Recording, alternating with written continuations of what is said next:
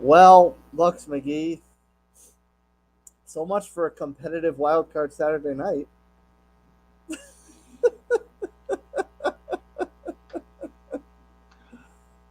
Okay. Now, the first game I can handle. I can handle the first game. The upstarts. Come and handle business. Mm, Surprise. Basically, I think everyone thought it would be competitive, but no one thought that Flacco would shat the bed like he did. would look his age. Like basically the second half was pick six university. Fine, whatever. Mm, But like that was fine. But then we get to Kansas City, and I don't know. I know Miami had injuries. I get all that.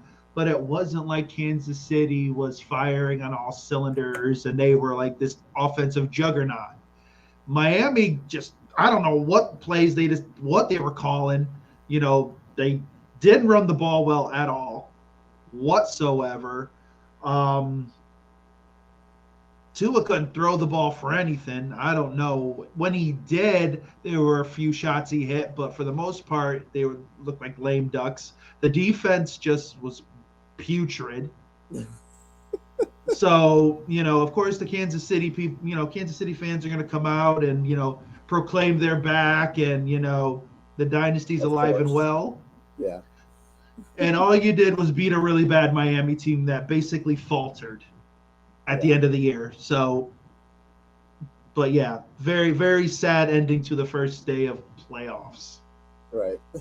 So let's do a deep dive, and I guess we have to start off by clapping it up for C.J. Stroud, Right youngest there, youngest you, quarterback ever to win a playoff game, 3 touchdowns, really clean game. I think they said he was within 1 point of having a perfect passer rating. And I guess we have to eat a little crow from our pregame because we thought that the Cleveland defense was going to be this unit that shined and could match up with anyone who would carry it.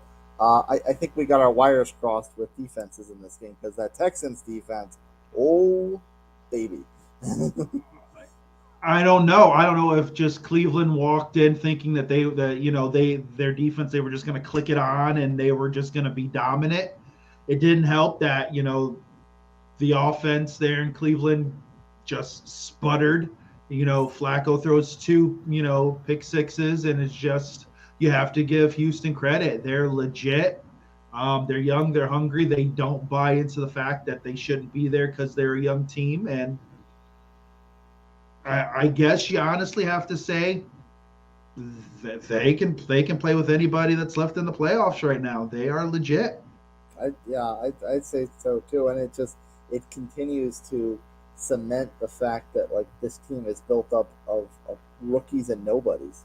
Like there is no established veteran on this team. They just buy into what D'Amico Ryans is selling, and come out somehow with this cohesive unit on both sides of the ball. And this is a team that's withstood injuries. Tank Dell obviously was a huge performer as a rookie at the wide receiver position and went down a good chunk of time ago in the season. So they've and of course through C.J. Stroud's injury, his concussion, I believe, if I'm not mistaken, towards the end of the year. So this team has withstood some adversity as well.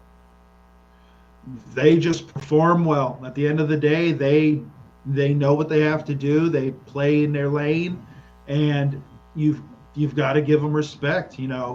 If Ryan's isn't the coach of the year, I don't know who else you're going to pick.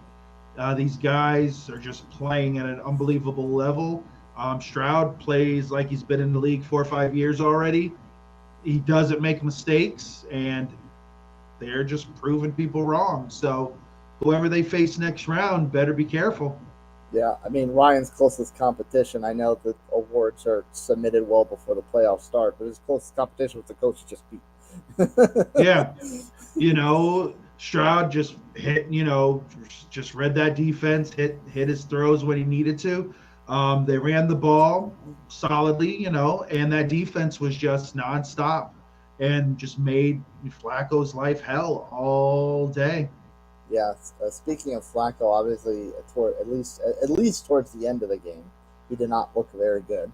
And now this kind of puts Cleveland's going forward as to the offseason with a little bit different perspective because they thought, okay, we got a veteran quarterback. Maybe we could just piece this together and build up the rest of the team and just kind of like ride out Flacco until he's doesn't have any gas left. But now they're back to a situation. Do we go back to this younger kid, Dorian Thompson Robinson? Do we, God forbid, we go back to Deshaun Watson because we got all that money we got to pay him? Is he going to show up? So now Cleveland, off this very surprising season that they had, with all their issues withstanding that, to still make the playoffs with a high wild card seed.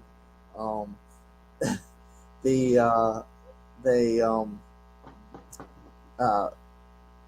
they kind of are go back in flux now, and they don't really have a clear way to rebound from this. I don't think they're in a bad spot. Let's be real. They're gonna get Chubb back next year. Hopefully, the leg is 100%. He'll be back. But the question is the quarterback, point blank. You know, is Watson gonna be the guy that you are paying all this money for? He's gonna come back, and if he doesn't perform, then they're gonna have to make a decision. So this next season coming up is, I honestly believe, the do or die for him, because it almost reminds me of the Denver situation where, Russ may get cut. From the sounds of it, Russ is getting cut out of Denver, right? They're willing to eat all that money and say, move on with your life. We want something better. If Cleveland feels that Watson isn't the guy, that this defense is elite enough to carry them and they can go young and, maybe pull something off in the draft and, pick up a quality young guy, maybe that's an option. But I think they're going to have to ride with Watson one more year, see what you get out of him. But the clock's ticking. Let's ride straight to the dog pound. Yeah.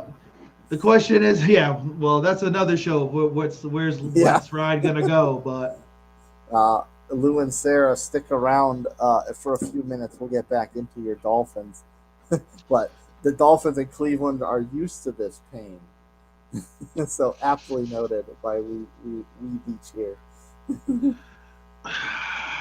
I think Cleveland was. I think people had a little more faith towards the end of the year in Cleveland than they did in Miami, especially how, the last 3 to 4 games went. Miami was on such a high. Miami basically is the Philadelphia of the AFC. Let's be honest. Riding the wave first half and then just dropped. Miami really needs to look at their team, and they've got to get tougher. It's not like they don't have talent. They're just not tough. Yeah.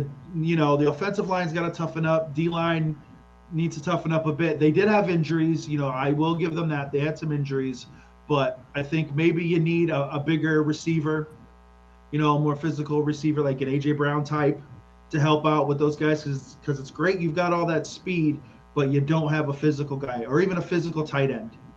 I think that helps. When it comes to Cleveland, like we just said, it's the quarterback situation. Where are you going to go? If you're going with Watson, then that's fine. Go with him, but be prepared for him to get a hangnail and have to sit out 3 games. And then at that point, you really need to look at the long-term ramifications of that contract and just eat the crow. Yeah. What do you think is the Texans, back to the Texans, they're a very almost one-dimensional offense right now. I mean, they're really living on C.J. Stroud. Devin Singletary's getting into the action. He's putting up a decent amount of yards because he scored a touchdown in this one.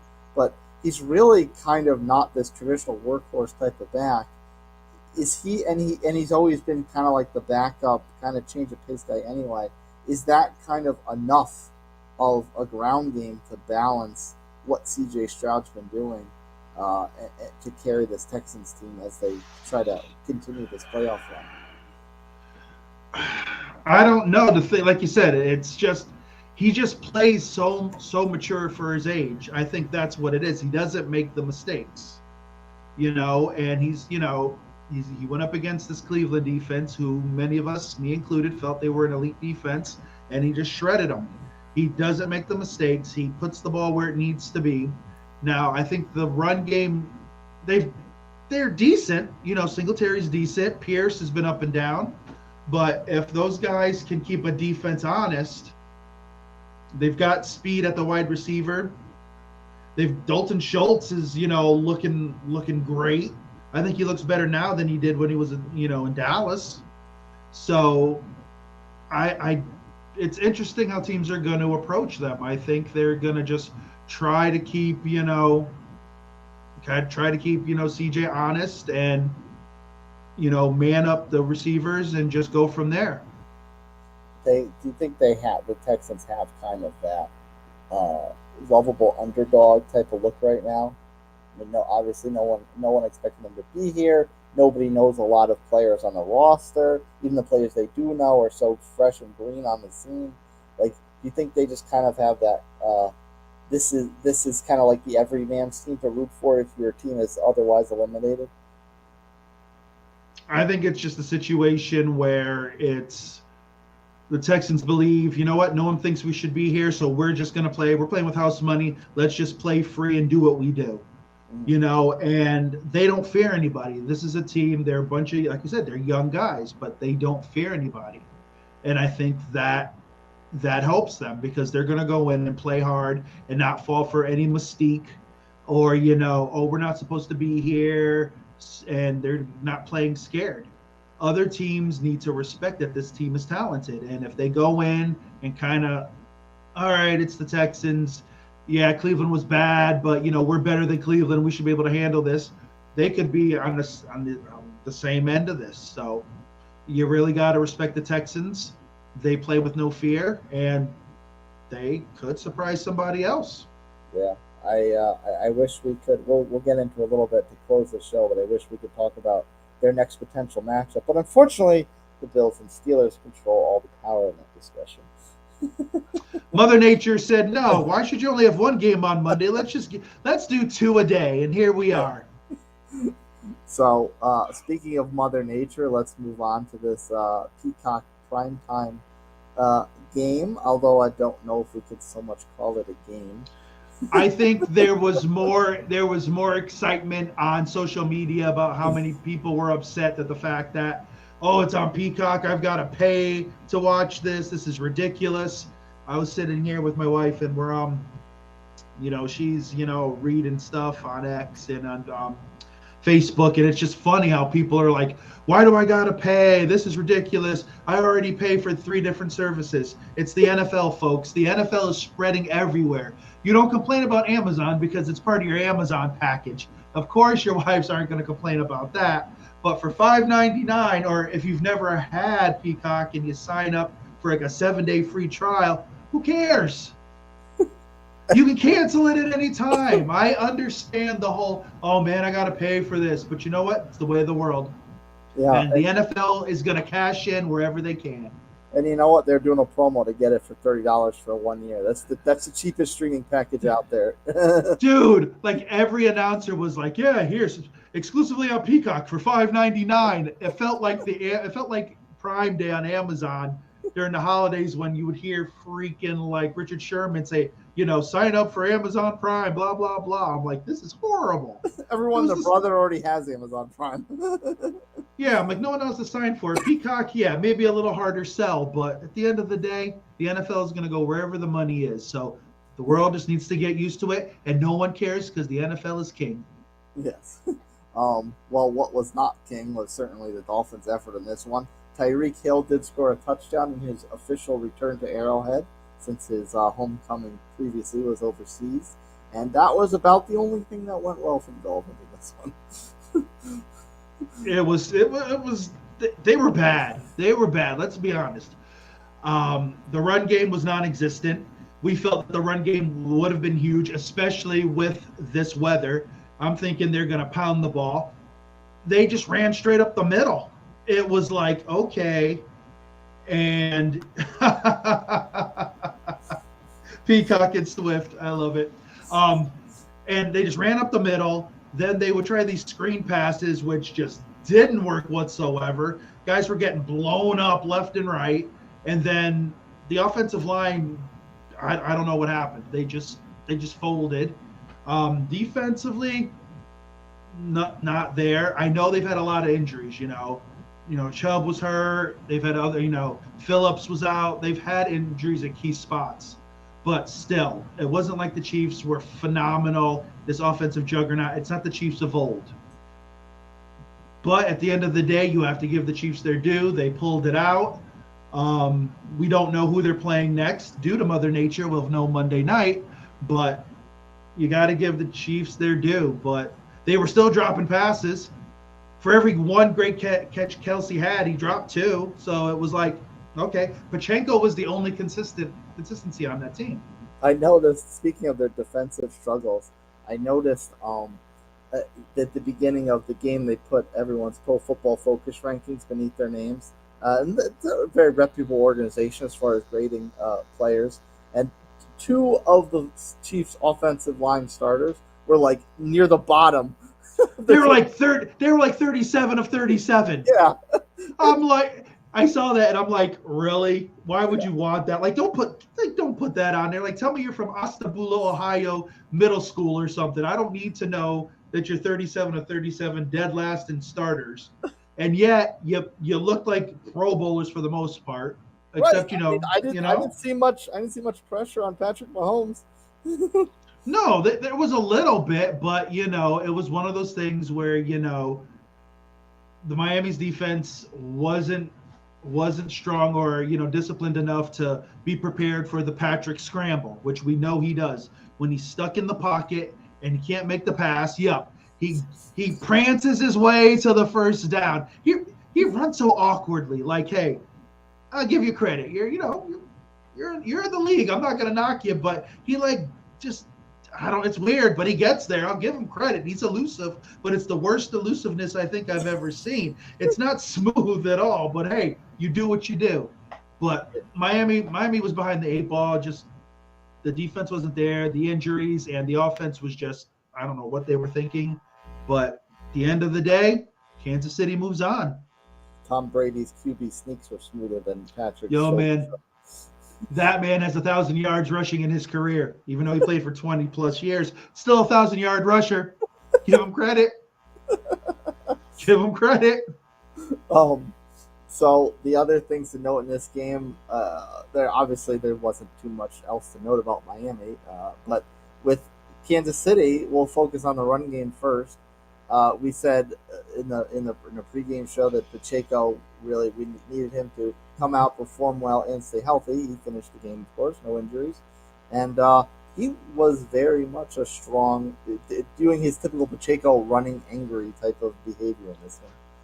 Miami was scared to tackle him. Like that first run he had, it just felt like Miami was scared to tackle him. I don't know if it's because it was cold and they didn't want to take the hit, but he just imposed his will, and Miami they just didn't step up into the hole and stop him. I don't know what it was. Like, you knew what you were gonna get. Kansas City offensively, you know what it's gonna be. It's gonna be a ton of Pacheco and Patrick hoping and praying that somebody catches the ball. Like, let's be realistic. You can let, everybody run anything past 15, 20 yards probably isn't getting caught. So you're not worried about that. But still, like, Pacheco, head down, no one could stop him. And at that point, it just opened up the passing game. Speaking of that passing game, that's obviously been a big focus on our show this year, and the inconsistencies and who's going to step up behind Travis. Now, Travis didn't exactly finish the season very strongly, and he actually came out and had a solid, not I can't say he had a Travis Kelce type of game, but he certainly had a solid. He was adequate. And Rashee Rice was the one that really blew out. Now, Rashee Rice was someone that was Patrick's favorite target a lot of times in the second half of the season. He just wasn't throwing to him very consistently. But I guess something went off in Patrick's head and said, hey, this kid's been my security blanket a lot in the second half of the season. Maybe I should try throwing to him a lot in this playoff game. That offense literally is a three-headed monster. It's Pacheco, Rice, and Kelce. Because you can't trust anybody else. You might get like Noah Gray catching a 10-yard out or something like that, And I love, like, he'll make his one catch, and the whole first down like dance thing, they kind of I don't want to be the old man on the lawn, but after a while, like if you've done nothing all game and you make your catch and you get the first down, I don't need the theatrics. I don't need all this because you've done nothing because you average one catch and like 8 yards a game. I don't need it. Bucks So, McGee, old man on the lawn. if you're averaging 8 catches a game and stuff like that, then you do your dance. You're earning it. But you just randomly stumble down the field and they find you open because no one cares about you. You don't get to perform a first down dance. Like, you don't. I'm sorry, but I digress. But yeah, it just irritates me anyways. But that's the Chiefs offense. So basically, I think as whoever the Chiefs play next, they should know that, and it should be interesting what they try to do. I think you got to take Pachenko away, and it's weird to say this, but you got to force Patrick to throw the ball. Well, we all know it's rigged. We know the winner's going to be Buffalo because the league wants Patrick versus Joshy. Yeah, that's true. That's true. The script is written. Wait a minute. I think everyone got a copy of it in their email. So just open up the script and figure it out. That's right. So I mean, how does this? And of course, the third facet to how successful they were in this one against Miami was the defense, and they made Tua look like that 70-point game against the Broncos was a very, very, very long time ago. They were just bad. I think Miami. We talk about this. We talk about when a team should be peaking, and to quote a former coach, you want to be playing your best ball in, November, December, and Miami really didn't, but we talked about that all year. Like, Miami would beat, teams they were supposed to, but then when it came to teams that were 500 and plus, they were bad. No, the only good team they beat down the stretch was the Cowboys, and congratulations. You don't know what Cowboys team's going to show up every week. Exactly, so it's one of those things where Miami really, the last 3 to 4 weeks really just started to nosedive, and Buffalo started to go up, and I don't know what happened. They did have injuries, but at the end of the day, if you're going to be one of these elite teams in the league, you got to be able to fight through that. And in this situation, I still felt they had enough to beat Miami. They just didn't bring it, didn't show.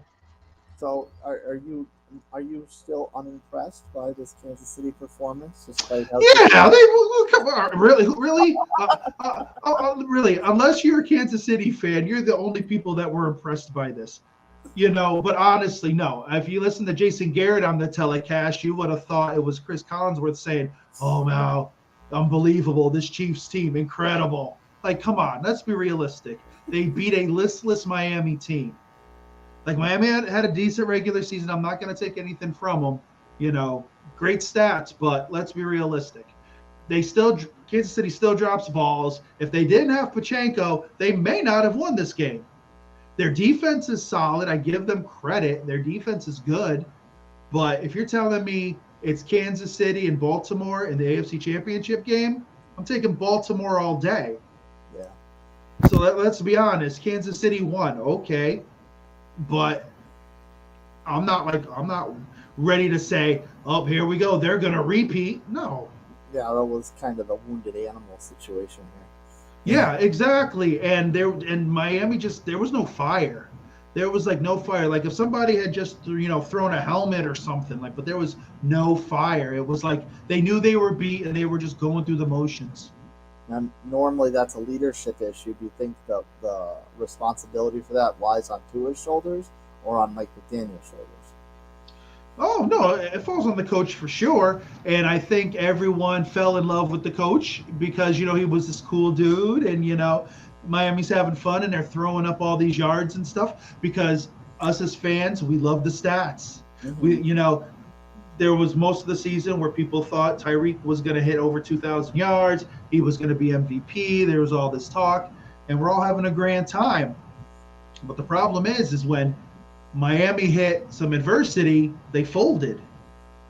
What they need to do in the offseason is, and if that means picking up some free agents, even some old grizzled guys that'll give you a little extra kick in the rear, That's what they need to do. They need to toughen up. You need to be scared to play Miami. They've got talent, but you want people to say, all right, I don't want to mess with those guys. And no one thinks that. Yeah, stats win you championships in fantasy, not so much IRL, as the kids say. Yeah, at the end of the day, man, stats don't give you that Lombardi at the end of the year. Yeah. So let's wrap up the show by talking a little bit about this decision to move the Buffalo game, because that was supposed to be bright and early Sunday. Now it's going to be a early evening Monday affair to set up before Philadelphia and Tampa Bay kicks off. And do you think this was kind of the right decision? Because like the Storm was, I guess, not supposed to really get going until late afternoon on Sunday anyway. I feel like it's really going to be a mess playing on Monday as opposed to just getting the game out of the way and dealing with a little bit of snow at the end of the game. From what I saw pictures-wise and stuff, that was a hot mess. And they've got to get – the thing is Buffalo, like, they're, like, paying people, like, $20 an hour. Like, it's – like, I don't get it. You're an NFL franchise, and that's great. You want to bring the people in. You want to do that for your fans. That's great. Hey, well, I wouldn't have anything to shovel in Tampa, but I guess if they got flooded or something, I would go, and they needed me to go there with a bucket and, you know, help sling water out for $20 and stuff, I'd be about it. But if you don't have... The only thing you have to shovel in Tampa is the blood, sweat, and tears of your fallen foes. That's right. Baker all day, every day. But, you know, if it's that bad and it's going to take you that long to get the place shoveled out and stuff, then hey, you know, it's the right move. I think there should have been 2 games anyways. And in retrospect, I would take the 2 games. I think it was weird having only the 1 game on Monday night. Mm-hmm. So I don't mind it. I kind of like having the 2 games, even though it's, you know, it's Monday. It's kind of cool to have the doubleheader feel. I think it's cool. But yeah, I don't have a problem with it. Yeah, I mean, it's easier for our show too. We can get to talk about 2 games per episode instead of having to squeeze 3 in and then having to drag out 1 game. Exactly, and you folks are sitting there waiting forever to hear our golden voices. So, yeah, you know, there you go. But no, I don't have a problem with it. If it was a safety issue and they knew they weren't going to have the stadium ready, then hey, then you do what you got to do. Yeah, real quick, do you think like obviously a potential Kansas City Buffalo matchup sets up two of your favorite fraud talks this year?